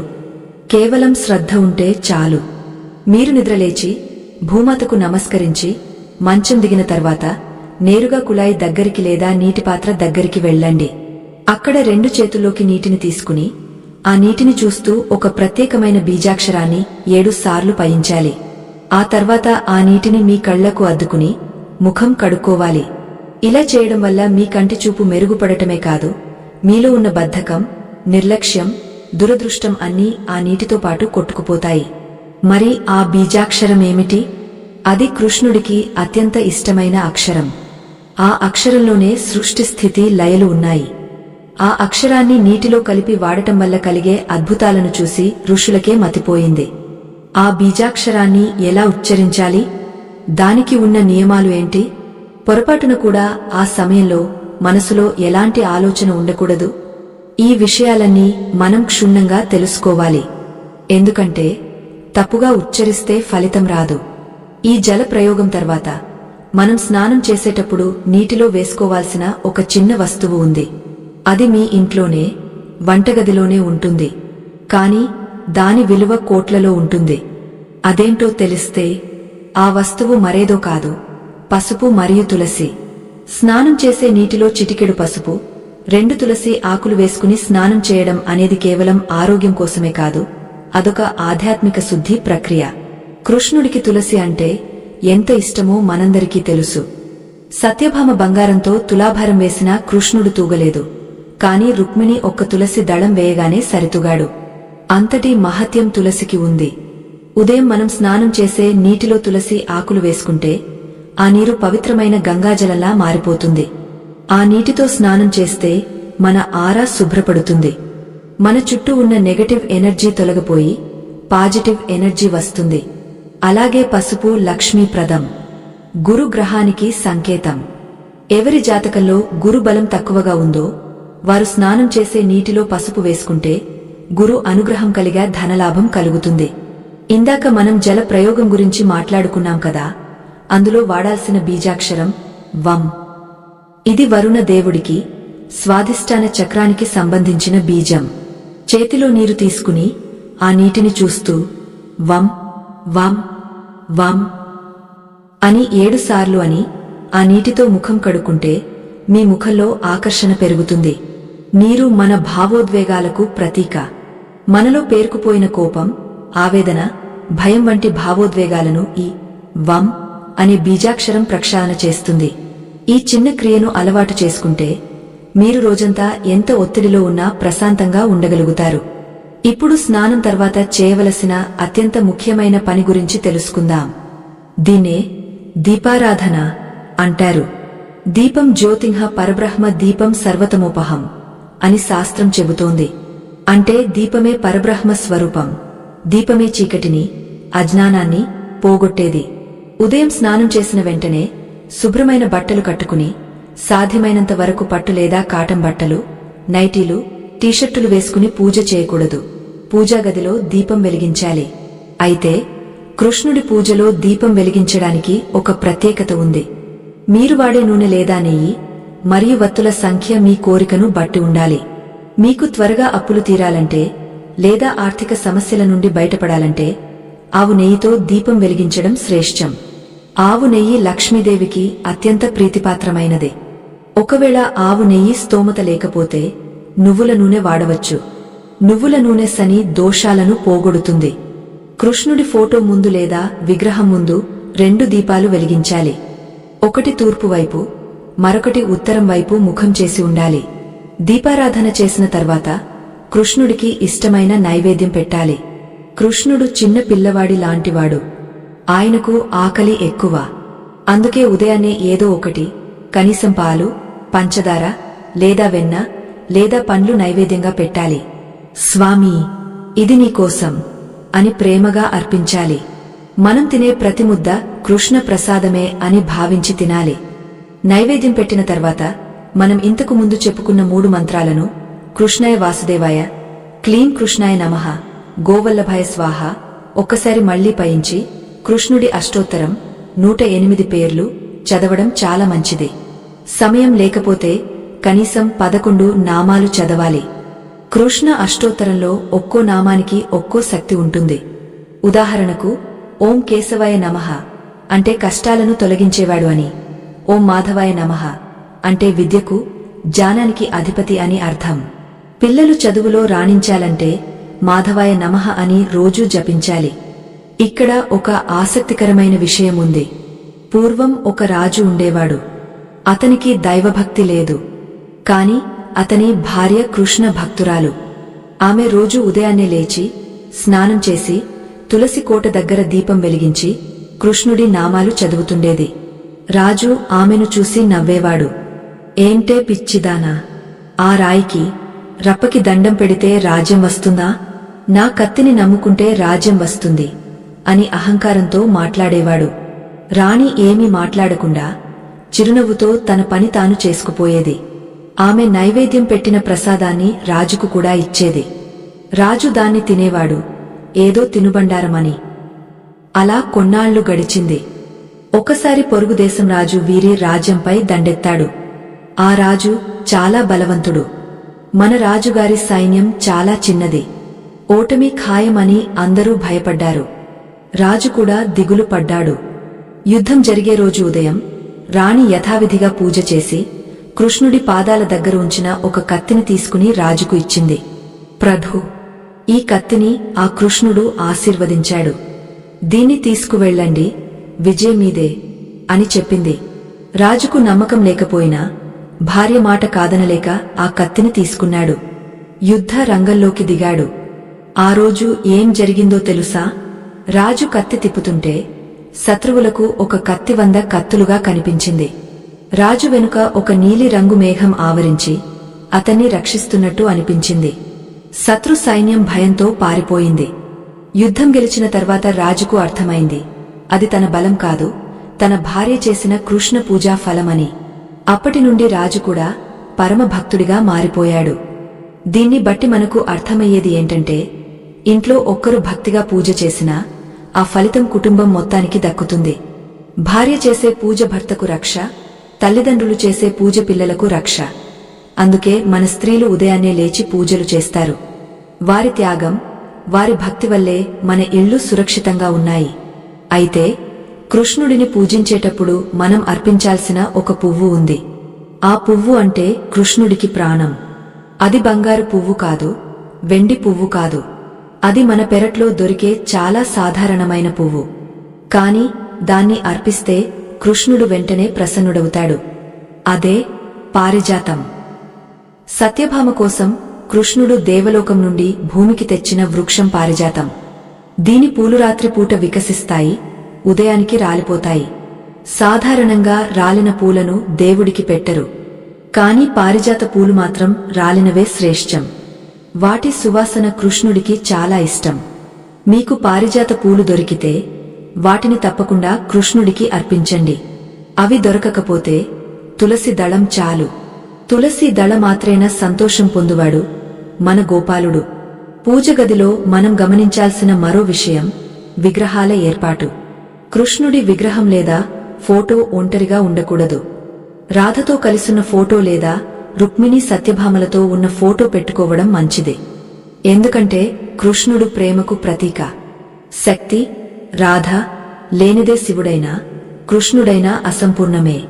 జంటగా ఉన్న ఫోటోను పూజించడం వల్ల దాంపత్య దోషాలు తొలగిపోతాయి. భార్యాభర్తల మధ్య అన్యోన్యత పెరుగుతుంది. మనం ఇప్పటివరకు ఉదయం లేచిన దగ్గరి నుండి స్నానం, పూజ వరకు ఏం చేయాలో తెలుసుకున్నాం. అయితే పూజ పూర్తయిన తర్వాత మనం ఇంటి నుండి బయటకు వెళ్లేటప్పుడు పాటించాల్సిన ఒక చిన్న నియమముంది. దీనివల్ల మనం వెళ్లే పనిలో ఆటంకాలు రావు. దీన్నే శకున శాస్త్రం అంటారు. ఇది మూఢనమ్మకం కాదు, ఇది ప్రకృతి సంకేతాలను అర్థం చేసుకోవడం. కృష్ణుడు కూడా పాండవులను రాయబారానికి పంపేటప్పుడు లేదా యుద్ధానికి వెళ్లేటప్పుడు శకునాలు చూసేవాడు. మీరు ఇంటి నుండి బయటకు అడుగు పెట్టేటప్పుడు కుడి కాలు ముందు పెట్టి వెళ్లాలి. ఇది అందరికీ తెలిసిందే. కాని బయటకు వెళ్లే ముందు నోట్లో ఒక చిన్న పదార్థం వేసుకుని వెళ్తే విజయం తథ్యం అని జ్యోతిష్య శాస్త్రం చెబుతోంది. ఆ పదార్థమేంటి? పెరుగు మరియు పంచదార. ఉత్తర భారతదేశంలో ఇది చాలా పాపులర్. ఎవరైనా పరీక్షకు వెళ్తున్నా, ఇంటర్వ్యూకి వెళ్తున్నా తల్లి పిల్లలకు పెరుగులో పంచదార కలిపి తినిపిస్తుంది. పెరుగు చంద్రుడికి ప్రతీక, మనశ్శాంతి. పంచదార శుక్రుడికి ప్రతీక, భోగం, సుఖం. ఈ రెండు కలిపి తీసుకుంటే మనసు ప్రశాంతంగా ఉండి చేసే పనిలో విజయం లభిస్తుంది. అలాగే ఇంటి నుండి బయటకు రాగానే మీకు ఎదురుగా సుమంగళి స్త్రీ లేదా ఆవు లేదా పాలావు కనిపిస్తే అది చాలా మంచి శకునం. ఒకవేళ ఎవరైనా తుమ్మితే ఒక్క నిమిషం ఆగి కొంచెం మంచి నీళ్లు తాగి హరి ఓం అని స్మరించి బయలుదేరాలి. ఇవన్నీ మన పెద్దలు మన మేలు కోరి పెట్టిన నియమాలు. వీటిని పాటించడం వల్ల మనకు నష్టం ఏమీ లేదు, కానీ లాభం మాత్రం ఖచ్చితంగా ఉంటుంది. అయితే వీడియో మొదట్లో చెప్పినట్టు ఈ 3 మంత్రాలను కేవలం ఉదయం మాత్రమే కాదు, రోజులో మరొక సమయంలో కూడా పయించవచ్చు. ఆ సమయమేది? ఆ సమయంలో పచిస్తే కలిగే విశేష ఫలితమేంటి? అది సంధ్యా సమయం. సూర్యుడు అస్తమించే సమయం, చంద్రుడు ఉదయించే సమయం. ఇది సంధికాలం. ఈ సమయంలో రాక్షస ప్రవృత్తి, దైవ ప్రవృత్తి రెండు పోరాడుతుంటాయి. ఆ సమయంలో మనం దీపం పెట్టి కృష్ణుడిని స్మరిస్తే మన ఇంట్లోకి లక్ష్మీదేవి నడుచుకుంటూ వస్తుంది. సాయంత్రం 6 గంటల నుండి 7 గంటల మధ్యలో ఇంటి వెనుక తలుపులు మూసివేసి దరిద్రం రాకుండా ఇంటి ముందు తలుపులు తెరిచి లక్ష్మి రావడానికి దీపం వెలిగించి కుటుంబ సభ్యులందరూ కలిసి హరే కృష్ణ కృష్ణ కృష్ణ హరే హరే, హరే రామ రామ రామ హరే హరే అని సంకీర్తన చేయడం చాలా శ్రేష్టం. కలియుగంలో నామ సంకీర్తనకు మించిన యాగం లేదు. దీనివల్ల ఇంట్లో ఉన్న నెగటివ్ వైబ్రేషన్స్ అన్నీ పోతాయి. పిల్లలకు మంచి బుద్ధి వస్తుంది. ఇలా ఉదయం లేచిన దగ్గరి నుండి రాత్రి పడుకునే వరకు ప్రతి క్షణం కృష్ణుడితో అనుసంధానమై జీవించడం ఒక యోగం. దీన్నే కర్మయోగం అంటారు. మీరు చేసే పనిని ఆపాల్సిన పనిలేదు. ఉద్యోగం మానాల్సిన పనిలేదు. కేవలం మీ భావన మార్చుకుంటే చాలు. నేను చేసే ప్రతి పని కృష్ణార్పణం అనుకుంటే అది పూజగా మారిపోతుంది. ఇంతటి అద్భుతమైన సమాచారాన్ని మీరు వింటున్నందుకు నాకు చాలా ఆనందంగా ఉంది. మన సనాతన ధర్మంలోని గొప్పతనం ఇదే. ప్రతి చిన్న పనిలోనూ ఒక అర్థం, పరమార్థం ఉంటాయి. ఈ వీడియో మీకు నచ్చితే మీ బంధుమిత్రులకు షేర్ చేయడం మర్చిపోవద్దు.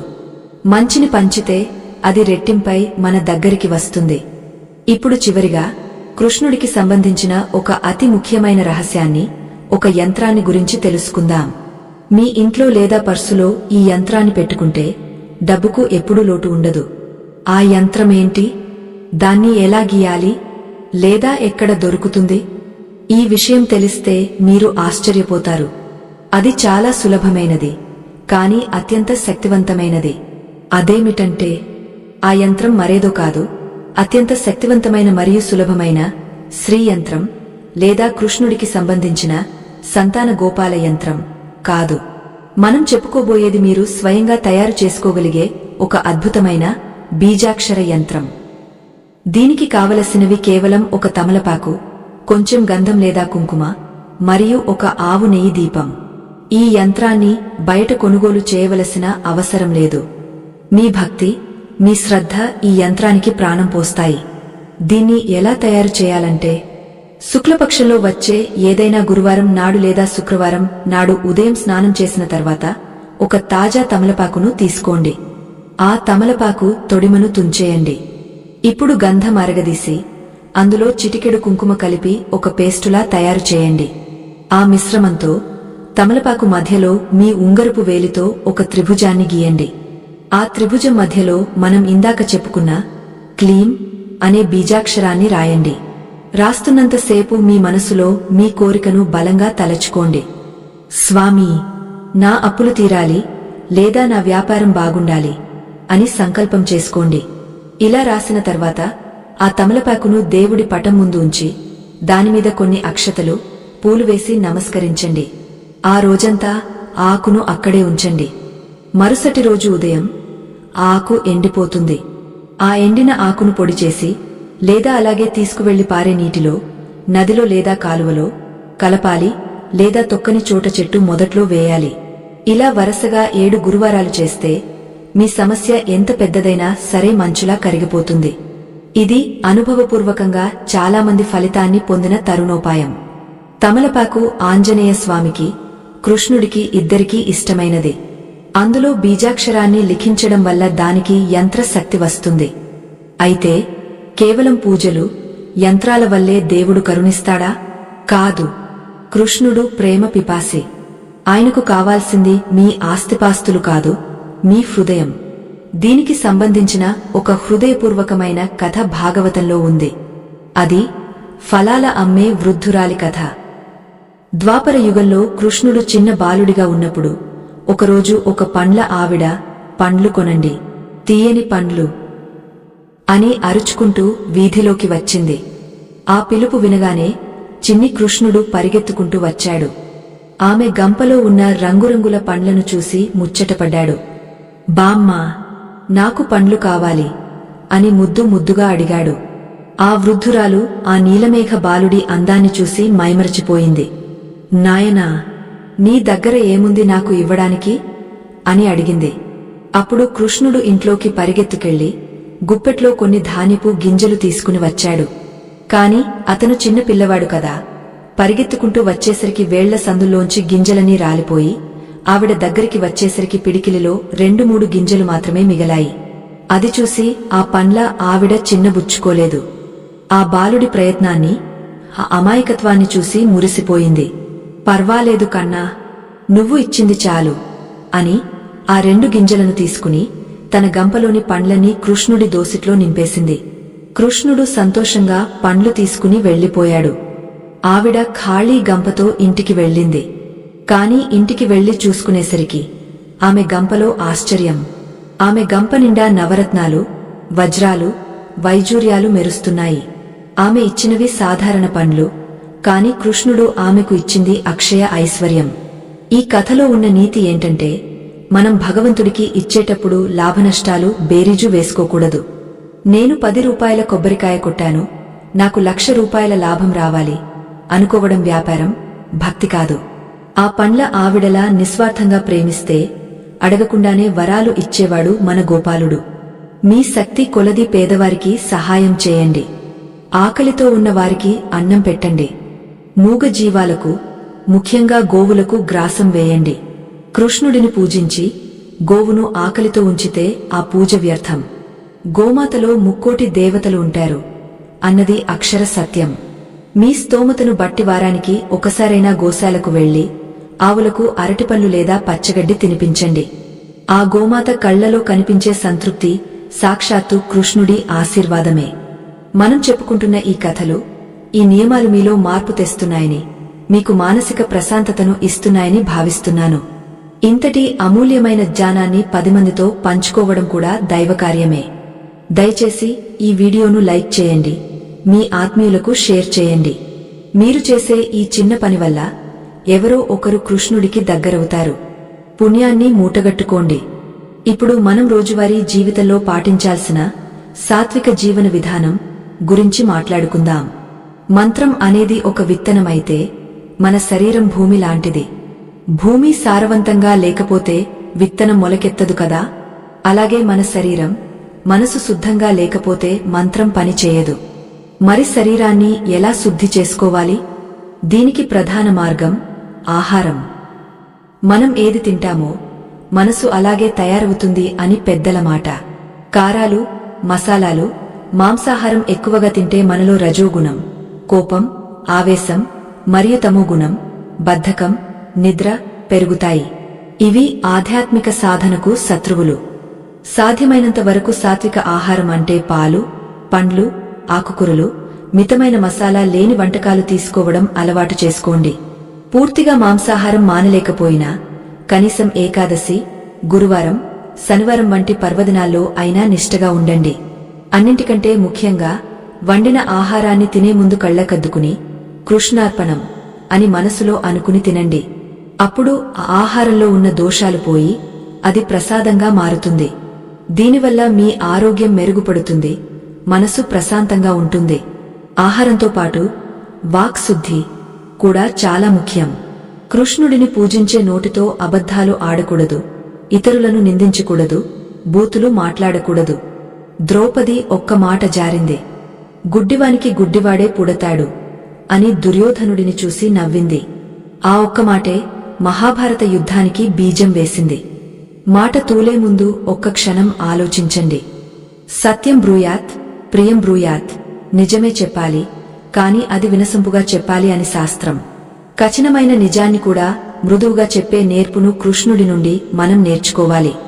ఇక మనం చర్చించాల్సిన మరో లోతైన విషయం శరణాగతి. చాలామందికి దేవుడి మీద నమ్మకం ఉంటుంది కాని పూర్తి భారం వేయరు. దేవుడా నాకు సాయం చెయ్యి అంటారు, కాని మళ్లీ తమకి తెలిసిన పైరవిలన్నీ చేస్తారు.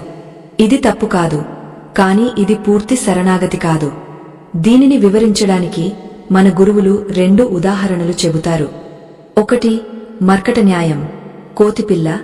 2 మార్జాల, పిల్లిపిల్ల న్యాయం. కోతిపిల్ల తన తల్లిని గట్టిగా పట్టుకుని ఉంటుంది. తల్లి గెంతుతున్నప్పుడు పిల్ల పట్టు తప్పితే కింద పడిపోతుంది. అంటే ఇక్కడ రక్షించుకునే బాధ్యత పిల్లదే.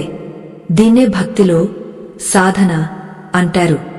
మనం దేవుడిని గట్టిగా పట్టుకోవడం. కాని పిల్లి పిల్లను చూడండి, అది కళ్ళు మూసుకుని మ్యావ్ అని అరుస్తుంది అంతే. తల్లి పిల్లే వచ్చి పిల్లను నోట కరుచుకుని సురక్షితమైన ప్రదేశానికి మారుస్తుంది. పిల్లి పిల్లకు పట్టుకోవాల్సిన పనిలేదు, కేవలం పిలిస్తే చాలు. భారం మొత్తం తల్లిదే. శ్రీకృష్ణుడు గీతలో చెప్పిన సర్వధర్మాన్ పరిత్యజ్య మామేకం శరణం వ్రజ అంటే ఇదే. నువ్వు ధర్మాధర్మాల విచారణ పక్కన పెట్టి నన్ను పూర్తిగా నమ్ము, నీ యోగక్షేమాలను నేను వహిస్తాను అని హామీ ఇచ్చాడు. మన జీవితంలో కష్టాలు వచ్చినప్పుడు ఎందుకు నాకు ఈ కష్టం వచ్చింది అని ఏడవకుండా, కృష్ణ, ఇది నీ లీల. దీని ద్వారా నువ్వు నాకు ఏదో పాణ్యం నేర్పుతున్నావు. నన్ను ఈ కష్టం నుండి గట్టెక్కించే బాధ్యత నీది. నేను కేవలం నిమిత్తమాత్రుడిని అని ఎప్పుడైతే మీరు చేతులెత్తేస్తారో అప్పుడు కృష్ణుడు రంగంలోకి దిగుతాడు. ద్రౌపది వస్త్రాపహరణ సమయంలో 2 చేతులతో చీరను పట్టుకున్నంత సేపు కృష్ణుడు రాలేదు. ఎప్పుడైతే 2 చేతులు పైకెత్తి గోవిందా అని శరణాగతి చేసిందో అప్పుడే అక్షయం మొదలైంది. ఇది మన జీవితానికి అతి పెద్ద సూత్రం. అలాగే ఈ ఆధునిక కాలంలో చాలామంది డిప్రెషన్, మానసిక ఆందోళనతో బాధపడుతున్నారు. రేపు ఏమవుతుందో, ఉద్యోగముంటుందో పోతుందో, పిల్లల భవిష్యత్తు ఏమవుతుందో అని నిరంతరం చింత. దీనికి కృష్ణుడు గీతలో ఒక్క మాటలో సమాధానం చెప్పాడు. కర్మణ్యవాధికారస్తే మా ఫలేషు కదాచన. నీ పని నువ్వు చేయి, ఫలితం గురించి ఆలోచించకు. ఫలితం నా చేతిలో ఉంది. మీరు గమనించండి, మనం ఫలితం గురించి ఎక్కువగా ఆలోచించినప్పుడే భయం వేస్తుంది. పనిమీద ధ్యాస పెడితే భయం ఉండదు. విద్యార్థి పరీక్ష గురించి ఆలోచిస్తే భయం వేస్తుంది. చదువు మీద ధ్యాస పెడితే భయం పోతుంది. ఇదే కర్మయోగం. ఉదయం పూజకు సమయం లేనివారు, ఆఫీసు పనుల్లో బిజీగా ఉండేవారు ఎలా పూజ చేయాలి? దీనికి ఒక సులభమైన మార్గం ఉంది. నామ జపం. దీనికి స్నానంతో పనిలేదు, ఆచారంతో పనిలేదు. మీరు బస్సులో వెళ్తున్నా, వంట చేస్తున్నా, డ్రైవింగ్ చేస్తున్నా మనసులో కృష్ణ కృష్ణ అనుకుంటూ ఉండవచ్చు. మనసు హరిని, తనువు పనిని, అంటే మనసు దేవుడి మీద, శరీరం పనిమీద ఉండాలి. ఇలా అభ్యాసం చేస్తే మీ పనిలో అలసట ఉండదు, ఒత్తిడి ఉండదు. పైగా మీ పని అద్భుతంగా జరుగుతుంది. పోతనగారు భాగవతం రాసేటప్పుడు కూడా నాగలి దున్నుతూ రాశారట. కబీర్ దాసు బట్టలు నేస్తూ రాముడిని పాడేవారట. పని వేరు, దైవం వేరు కాదు, పనే దైవం. ఇప్పుడు మనం వీడియో చివరి అంకానికి చేరుకుంటున్నాం. వచ్చే భాగంలో, అంటే చివరి భాగంలో మనం అత్యంత ఆసక్తికరమైన, గగుర్పాటు కలిగించే స్వప్న శాస్త్రం గురించి తెలుసుకోబోతున్నాం. మీరు కృష్ణ మంత్రాలు జపించడం మొదలుపెట్టిన తర్వాత మీకు కలలో కొన్ని ప్రత్యేకమైన సంకేతాలు వస్తాయి. అవి సాక్షాత్తు దేవుడు మీతో మాట్లాడుతున్నాడని అర్థం. మీకు కలలో ఆవు కనిపిస్తే ఏం జరుగుతుంది? పాము కనిపిస్తే మంచిదా చెడ్డదా? గుడి గంటలు వినిపిస్తే ఏమని అర్థం చేసుకోవాలి? లేదా సాక్షాత్తు కృష్ణుడే కలలోకి వస్తే ఆ ఫలితం ఎలా ఉంటుంది? ఈ సంకేతాలు తెలిస్తే మీ భవిష్యత్తును మీరే ఊహించుకోవచ్చు. దేవుడు మీకు ఇవ్వబోయే ఐశ్వర్యాన్ని ముందుగానే పసిగట్టవచ్చు. అలాగే వీడియో చివర్లో మంగళహారతి విశిష్టతను, పూజను ఎలా సంపూర్ణంగా ముగించాలో తెలుసుకుందాం. ఆ చివరి ఘట్టం మీ జీవితానికి ఒక గొప్ప ముగింపును, కొత్త ఆరంభాన్ని ఇస్తుంది. ఆ అద్భుతమైన స్వప్న రహస్యాలు ఏమిటో తెలుసుకోవడానికి సిద్ధంగా ఉండండి. స్వప్న శాస్త్రం అనేది మన ప్రాచీన ఋషులు అందించిన ఒక అద్భుతమైన విజ్ఞాన ఖని. మనం మెలకువగా ఉన్నప్పుడు మన మనసు ప్రపంచం మీద, లౌకిక విషయాల మీద లగ్నమై ఉంటుంది. కాని నిద్రపోతున్నప్పుడు మన ఇంద్రియాలన్నీ విశ్రాంతి తీసుకుంటాయి. అప్పుడు మన అంతరాత్మ మేల్కొంటుంది. ఆ సమయంలో దైవం మనతో సంభాషించడానికి ఎంచుకునే మార్గమే కలలు. మీరు పైన చెప్పుకున్న కృష్ణ మంత్రాలను నిష్ఠగా జపిస్తూ ఉంటే మీ ఉపచేతన మనసులో ఉన్న మలినాలు తొలగిపోయి దైవిక శక్తి ప్రవేశిస్తుంది. అప్పుడు మీకు వచ్చే కలలు సాధారణమైనవి కావు. అవి భవిష్యత్తును సూచించే సంకేతాలు. ముఖ్యంగా బ్రహ్మ ముహూర్తంలో, అంటే తెల్లవారుజామున 3 గంటల నుండి 5 గంటల మధ్యలో వచ్చే కలలు ఖచ్చితంగా నిజమవుతాయని మన శాస్త్రాలు ఘంటాపథంగా చెబుతున్నాయి. మీరు కృష్ణ ఆరాధన మొదలుపెట్టిన తర్వాత మీకు కలలో గనుక ఆవు లేదా ఆవుదూడ కనిపిస్తే అది అత్యంత శుభశకునం. గోమాత సాక్షాత్తు లక్ష్మీ స్వరూపం. కలలో ఆవు పాలిస్తున్నట్టుగాని లేదా ఆవు మీ ఇంటి గుమ్మం దగ్గర నిలబడినట్టుగాని కనిపిస్తే త్వరలోనే మీ ఇంటికి పెద్ద మొత్తంలో డబ్బు రాబోతోందని అర్థం.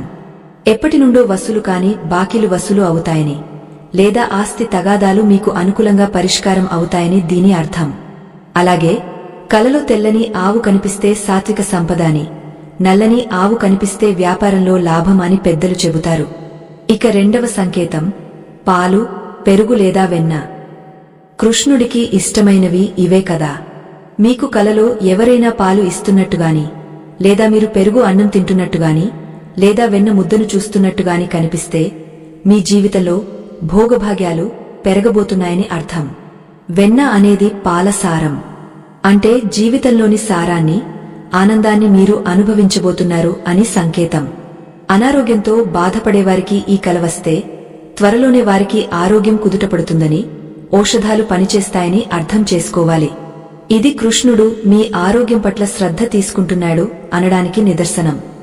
మరొక ముఖ్యమైన సంకేతం నెమలి పింఛం. శ్రీకృష్ణుడి శిరస్సును అలంకరించేది నెమలి పింఛం. ఇది కలలో కనిపిస్తే మీ శత్రువుల మీద మీకు విజయం లభిస్తుందని అర్థం. కోర్టు కేసులు, భూవివాదాలు లేదా ఆఫీసులో మీ మీద కుట్రలు చేసేవారు, ఇలాంటి సమస్యలతో సతమతమవుతున్న వారికి నెమలి పింఛం కలలో కనిపిస్తే ఇక భయపడాల్సిన పనిలేదు. ఆ సమస్యలన్నీ గాలిలో దూదిపింజల్లా ఎగిరిపోతాయి. కృష్ణుడు మీకు రక్షగా నిలబడ్డాడు అని చెప్పడానికి ఇదే నిదర్శనం.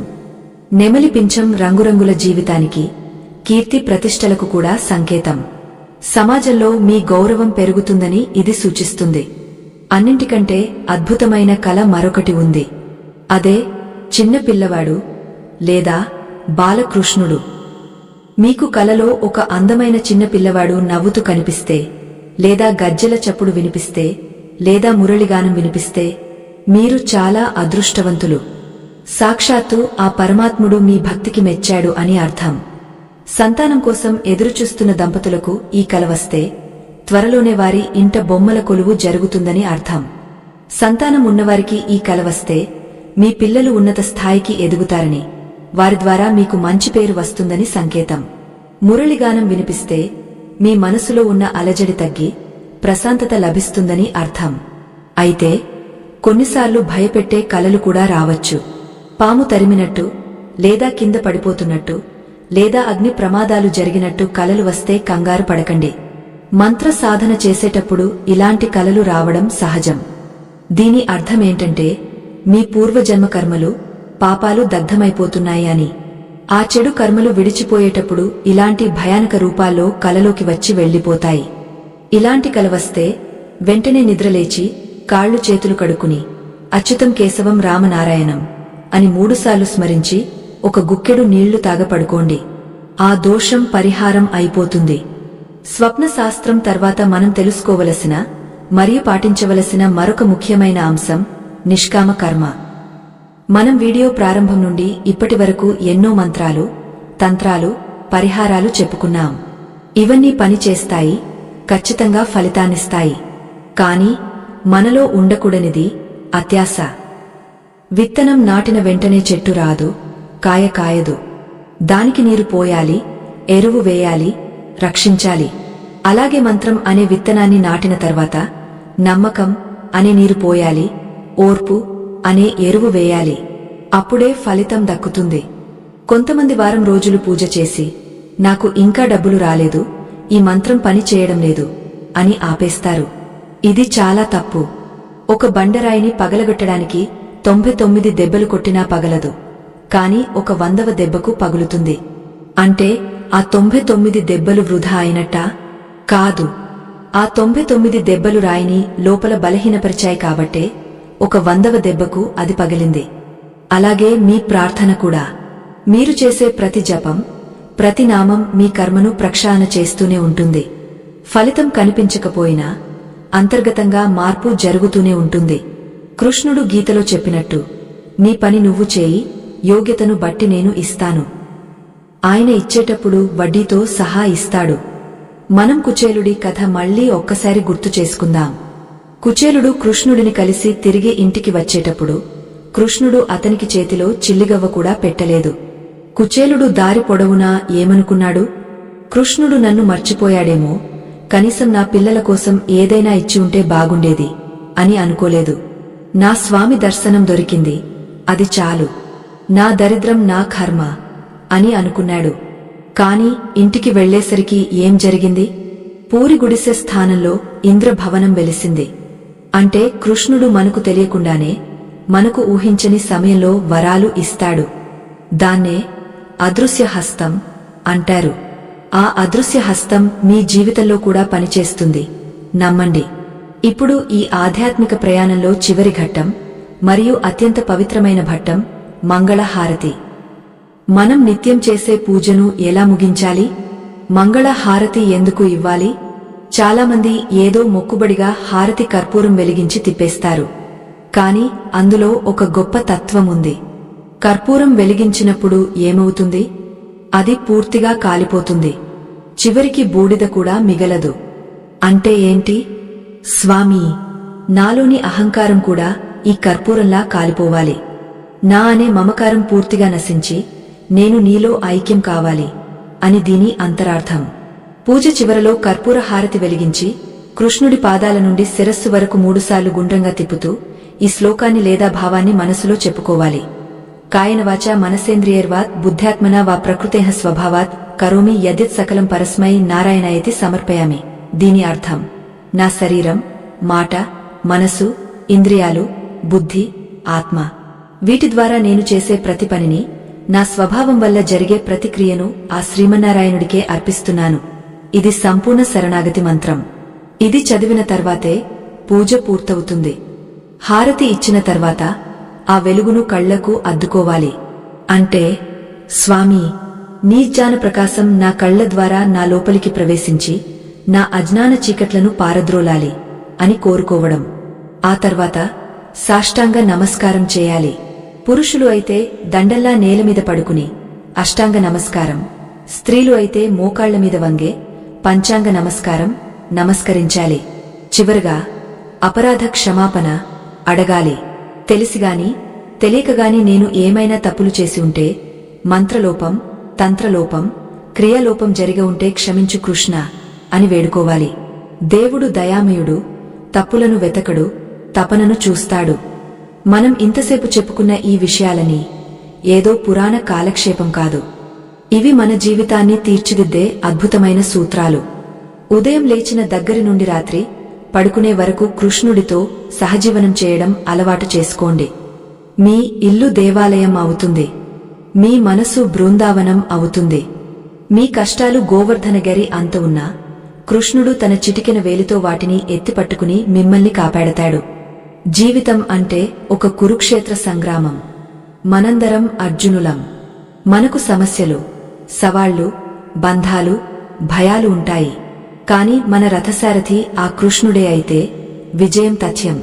పగ్గాలు ఆయన చేతికి ఇవ్వండి. నువ్వు నడిపించు స్వామీ అని కూర్చోండి. అప్పుడు చూడండి మీ జీవిత ప్రయాణం ఎంత సాఫీగా సాగుతుందో. అప్పులు, అనారోగ్యాలు, శత్రుబాధలు ఇవేవి మిమ్మల్ని తాకలేవు. ఎందుకంటే మీరు కృష్ణ కవచంలో ఉన్నారు. ఈ 2 గంటల లేదా ఈ సుదీర్ఘమైన వీడియోలో మనం ఎన్నో విషయాలు చర్చించుకున్నాం. మంత్రాలు, ముద్రలు, ఆహార నియమాలు, స్వప్న ఫలితాలు, ఇవన్నీ ఒక పుస్తకంలో రాసుకోండి. రేపటి నుండే ఆచరించడం మొదలుపెట్టండి. ఒక్క 41 రోజులు, మండలం రోజులు క్రమం తప్పకుండా చేసి చూడండి. మీ జీవితంలో వచ్చే మార్పును చూసి మీరే ఆశ్చర్యపోతారు. ఆ అనుభూతిని మాటల్లో చెప్పలేం, అనుభవించి తీరాల్సిందే. ఈ వీడియోను తయారు చేయడానికి, ఇంతటి లోతైన పరిశోధన చేయడానికి మేము చాలా సమయం వెచ్చించాం. మా ఉద్దేశం ఒక్కటే, మన సనాతన ధర్మం ప్రతి ఇంటికి చేరాలి, అందరూ సుఖ సంతోషాలతో ఉండాలి. లోకా సమస్తా సుఖినో భవంతు అనేదే మా ఆశయం.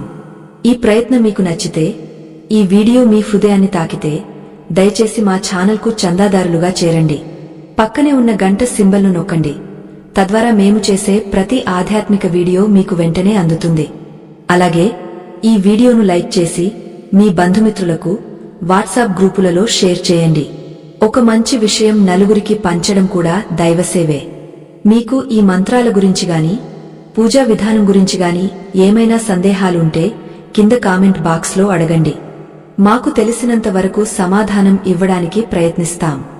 అలాగే మీరు ఈ వీడియోను చివరి వరకు చూసినట్లయితే మీ భక్తికి నిదర్శనంగా కామెంట్లో జై శ్రీకృష్ణ లేదా గోవిందా గోవిందా అని రాయండి. మీ కామెంట్ చూస్తే మాకు ఎంతో సంతోషం కలుగుతుంది. ఆ కృష్ణయ్య ఆశీస్సులు మీకు లభిస్తాయి. చివరిగా ఒక్క మాట, ధనం వస్తుంది, పోతుంది, అధికారం వస్తుంది, పోతుంది. కాని కృష్ణుడి మీద భక్తి, ఆయన నామస్మరణ మాత్రమే మనతో చివరకు మన ప్రాణం పోయిన తర్వాత కూడా ఆత్మతో పాటు వచ్చే శాశ్వతమైన సంపద. ఆ సంపదను సంపాదించుకోండి. అందరికీ ఆ శ్రీకృష్ణ పరమాత్ముడి ఆశీస్సులు ఉండాలని మనసారా కోరుకుంటూ స్వస్తి. సర్వం శ్రీకృష్ణార్పణమస్తు. లోకా సమస్తా సుఖినో భవంతు. జై శ్రీమన్నారాయణ.